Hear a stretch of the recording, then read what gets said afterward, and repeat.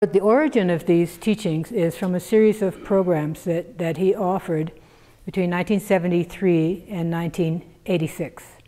And these were about 2.5 or 3 month long training programs called Vajra seminaries. So it was, for many people, a once-in-a-lifetime experience to be able to immerse themselves in Dharma practice and study in such a way for, several months in a row with one of the renowned teachers of the century, really.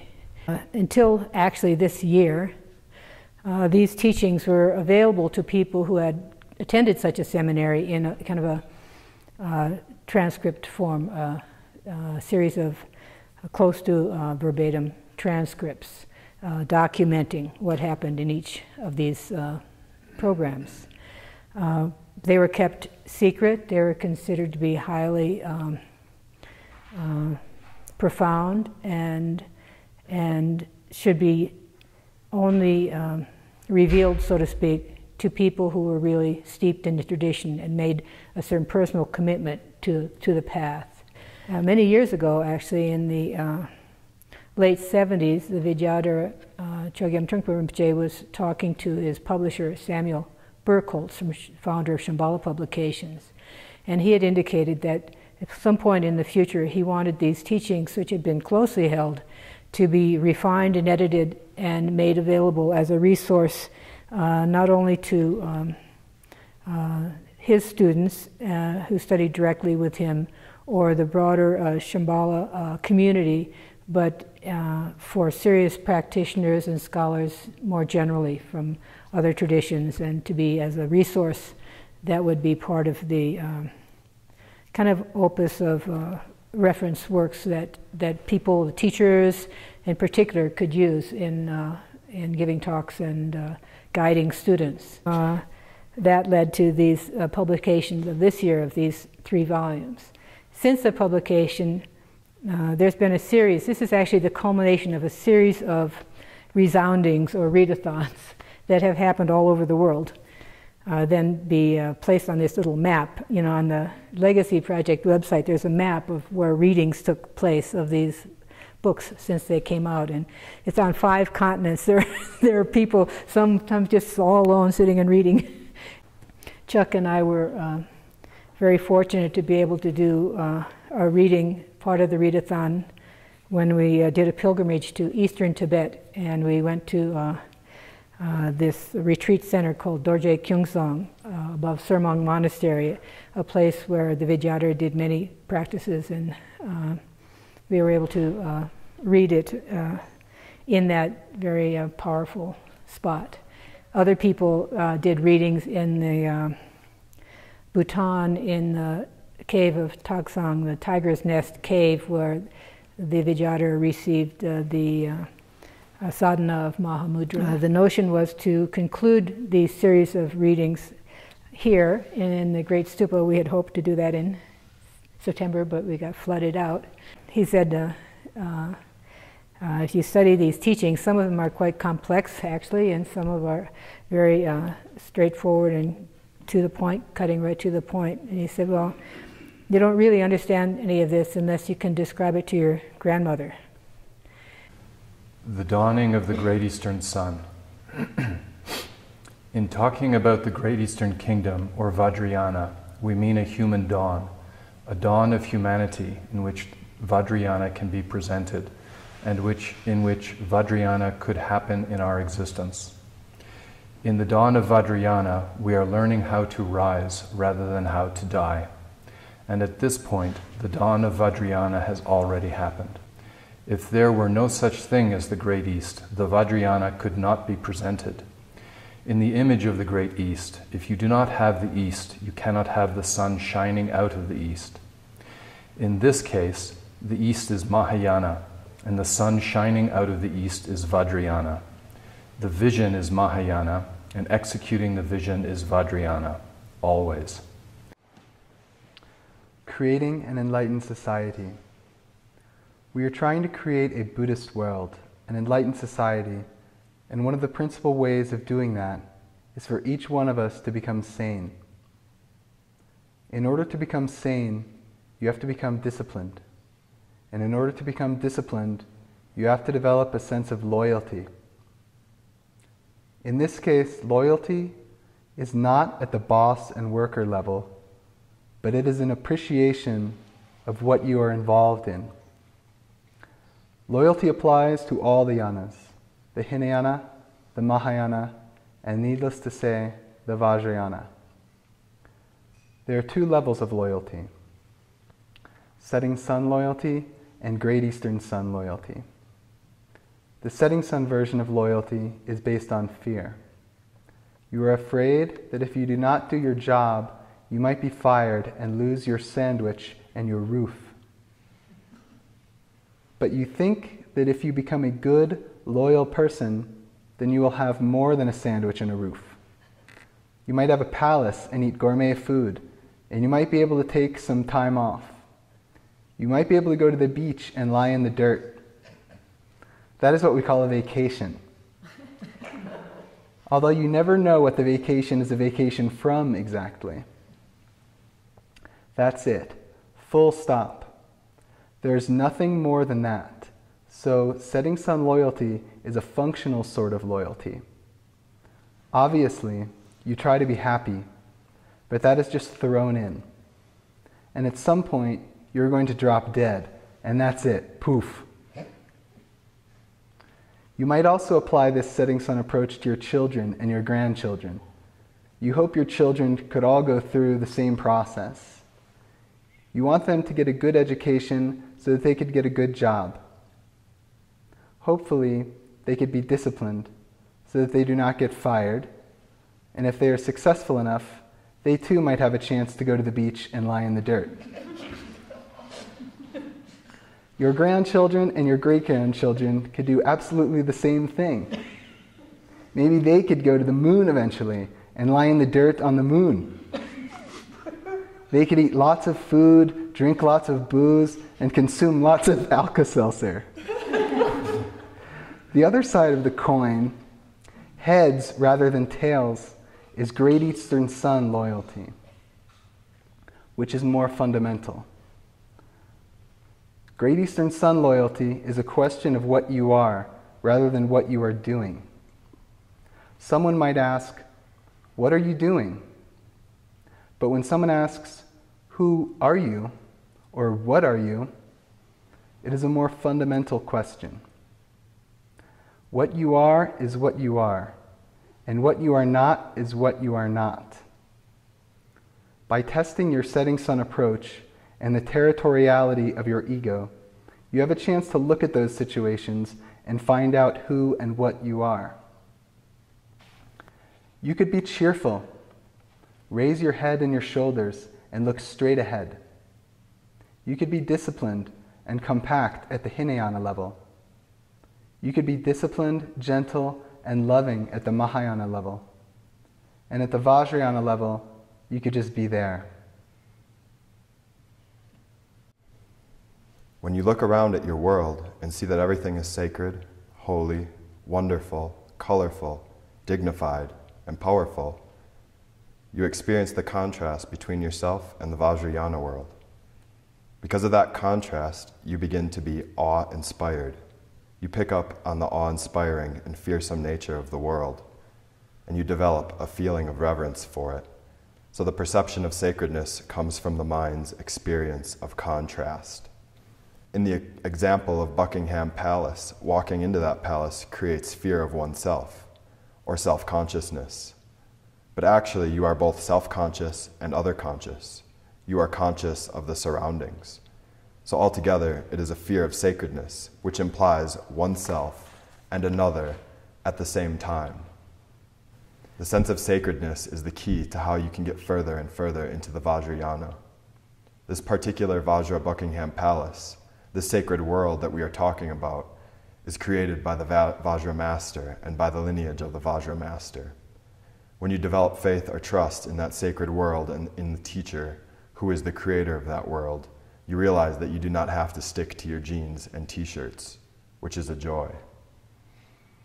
At this point, since you have not run back to your former home, quite possibly the best thing to do is to take off your t-shirt and jeans. take a shower in the compound of the palace, and present yourself, naked and clean. This is how you enter the Vajra Buckingham Palace. And as you enter, you still feel as if you are yourself, as if. So devotion in this case is the fearlessness of coming as you are, properly showered and cleaned up, without your t-shirt and jeans. Once you enter, the king or queen and the occupants of the palace appreciate you and recognize you as a brave guest. Usually, according to our ordinary concepts, if you don't cheat, if you are not trying to make $1 out of 50 cents every minute, you will end up with nothing. You never think that anybody could get rich just by being rich in their natural state. And for the first time, you have met a Vajra master who has never tried to cheat. They have never even heard of cheating. Earning wealth, from a Vajracharya's point of view, is entirely different from your way of becoming rich. Our lifestyle and our values are always based on either making love or killing, and in between these two activities, we get confused and fall asleep. Those are the only three possibilities taking place in our life: murdering, mating, and falling asleep.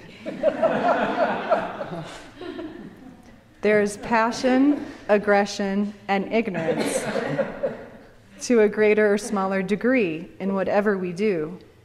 That is our logic of happiness, whether in the form of socialism, democracy, capitalism, or what have you.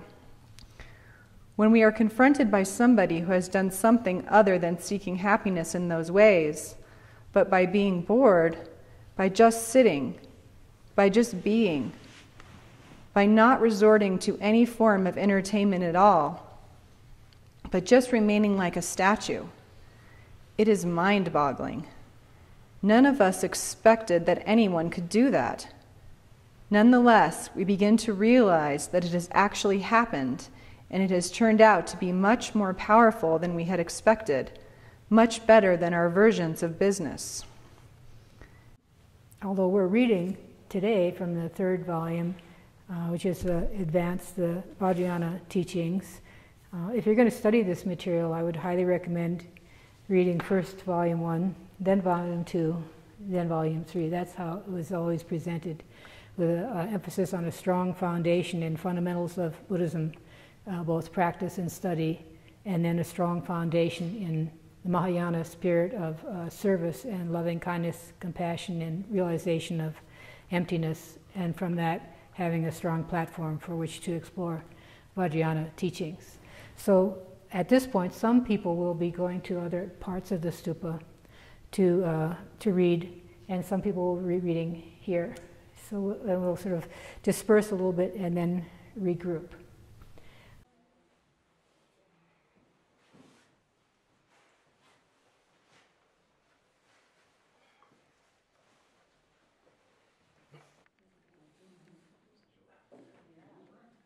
In the Mahayana, complete emptiness has not been seen, and complete freedom from samsara has not been realized. So there is no union of the two. But with Mahamudra, seeing samsaric emptiness means that there is a lot of activity and play. The Mahayanists would never buy that, for in the Mahayana, transcending samsara means to do good, whereas in Mahamudra, transcending samsara means play. In the teachings on Mahayana, we talked about Vipassana as a torch holding the fire that burns the fuel of conceptual ego-mind. We also talked about the warmth that cuts through the ego. But the Vajrayana approach is something more than that. The Vajrayana is not concerned so much with the torch, but with the totality of the flame world. That fire world actually burns the torch itself, as well as the torcher, the one who lit the torch. The Mahayana approach is a courting practice, and the Vajrayana approach is one of magnetizing or elegantizing. You are elegantizing your neurosis so that it could be more workable. When people hear about the Vajrayana approach, they find it crude or dirty. But it is actually the ultimate way to have dignity in spite of your neurosis. On the whole, it is a way of glorifying our Vajra world. Another thing about the Vajrayana is that historically there were quite a few female practitioners. The inclusion of female practitioners is just accepted by everybody. The emphasis is not on either the masculine or feminine human being. It is completely open. We also know about a few siddhas who were women. One of the outstanding female siddhas was Naropa's consort, who was called Niguma. Niguma developed the 6 yogas of Niguma, and she was one of the prominent counterparts of Naropa. There were also female siddhas called Shavari, who were the forest dwellers and were supposed to lead the hunt. Whether they were men or women, everybody was doing their best to attract people and catch them into the Mahamudra experience. So I think gender does not really make any difference here. There might be some problems with the gender in the Hinayana and Mahayana, but in the Vajrayana, there's no problem at all. The technique or practice of Anuttara Yoga goes against people's cultural, philosophical, and religious frameworks. That is why this Tantra is regarded as outlaw. Practitioners of Anuttara Yoga were outlawed in India as being dangerous and extraordinary. It is said that nobody should get into Anuttara Yoga, and if anybody does get into it, they should get into it properly. Anuttara Yoga goes against ordinary patterns of morality and the conventional social setup. However, that may sound like more than what it actually implies, so don't get frightened. Nonetheless, in the past, when the Mahayana doctrine was proclaimed, the Arhats fainted, and when the Vajrayana was proclaimed, the Bodhisattvas fainted. Still, I do not think it is shocking enough for you to run away. Kleshas are also sacred. They are referred to as the 5 wisdoms. It is a question of how you perceive them. Once you have gone beyond your pettiness, beyond your own territory, you naturally begin to perceive a greater world. Among the kleshas, passion is regarded as one of the most workable emotions because it is accepting of the other, as opposed to aggression, which rejects the other. But all emotions are regarded as some kind of impulse toward communication.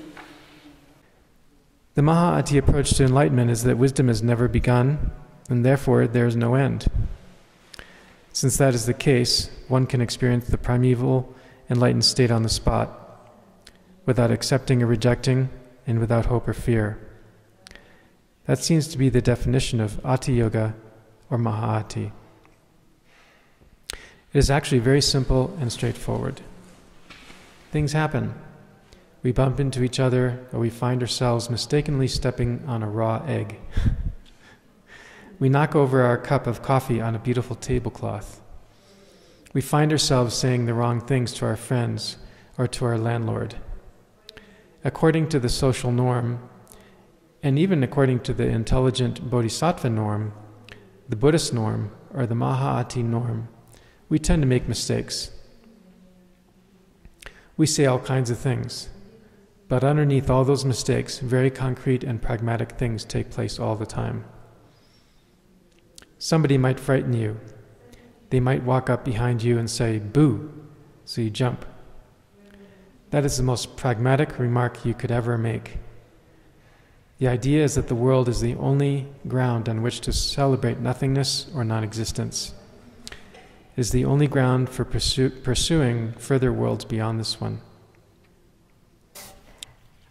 The intention in planning this is, in the scheme of the worldwide readathon, was to have the final chapter of the whole series read. Ati Yoga, everything and nothing. Mahayana is straightforward. It is talking business. In Mahayana, you have everything, and at the same time, you have nothing. The first point in relation to view is that when you step into the view, you begin to realize the nature of samsaric neurosis, which is like spotting a thief. Suddenly you say, "He was a guy who broke into my room and stole my camera." It is very precise. The neurosis level is usually vague and uncertain, but suddenly you see that there is one particular spot of neurosis that is actually the troublemaker. I would like to point out that the Mahayana tradition is not all that wishy-washy. It is not that everything is gigantic and beautiful and great, and there are no cares, and everything is fine. Mahayana recognizes neurosis in a very specific way, on a very ordinary and very personal level. You can actually point your finger and say, this is it. This is what has been happening with me. I am too jealous, or I am too freaked out, or I am too lazy, or I am too this and that. There's a long list of neuroses. According to the Abhidharma, there are a great many of them. It is said that Mahayana is complete expansiveness, that it is non-meditation. Because it is non-meditation, it is said to be like a flowing river. Everything is a natural experience rather than struggle. Mahayana is not based on personal practice or trying to meet a demand of practice. It is self-liberated. Mahayana is liberated on the spot, so the notion of liberation is questionable. Liberation could be regarded as purely a boundary situation, like the waves in the ocean. So Mahayana is like the ocean, which flows in and out constantly. It does not need any help. Mahayana is self-existing clarity. Experiencing such clarity is like relating with a cloud in the sky, which dissolves back into the space of the sky itself. Mahayana is self-existence. It is self-experienced. Therefore, it is like a torch that does not need the addition of any fuel to keep shedding light. It is a self-existing torch, a burning fire that exists by itself. You might sleep late. That's the only constructive thing I can think of. And you might make lots of jokes. I think that it is necessary to take people through the Hinayana and Mahayana and the other Tantric yanas in order to relate to this elaborate joke. You do not get the sudden shock of the punchline unless the joke is built up properly, which is what good comedians do. It is like the story of a little boy looking for his father. He asks his mother, "Where is Daddy? I would like so much to find Daddy." But after a journey of many years, after his mother has taken him round and round and round, it turns out that his mother has just taken him to their own house. It seems to the little boy like a big journey, but in the end his mother just opened the door to the house and there was Daddy. The boy's father had been there all along the whole time. So Mahayana is a big joke in a sense, but there are many kinds of jokes. A cruel joke and a humorous joke both end up being funny, but one is painful and one is pleasurable. In Mahayana, you continue to miss the point until the very last moment. Then there is a moment when you realize that you are missing the point, which is preliminary enlightenment. And finally, you actually catch the punchline. Mahayana is straightforward. It is talking business. In Mahayana, you have everything, and at the same time, you have nothing. The only technique Mahayana provides is the leap. But that is absurd, because Mahayana does not provide any place to leap from. That is a big joke. The end.